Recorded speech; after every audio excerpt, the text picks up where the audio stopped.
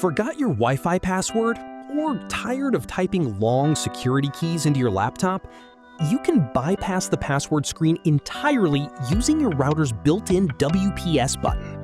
Let's get your computer connected to the internet in seconds without typing a single character. Hit subscribe and let's go. Flashing light starts flashing. Select Wi-Fi network. Click the Wi-Fi icon in your taskbar and click Connect on your home network. Keep password prompt open. Leave the password entry field open on your screen. Do not type anything. Locate router WPS button. Find your physical router and locate the button labeled WPS or an icon with two curved arrows. Press WPS button. Press and hold the WPS button for 2 to 3 seconds until the WPS indicator light starts flashing. Automatic connection. Look back at your laptop screen. The operating system will automatically handshake and connect without needing a password.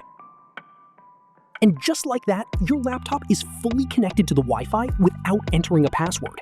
If this quick hardware trick saved you time today, please leave a like and subscribe for more tech shortcuts. Drop a comment if you have any questions, and I'll see you next time.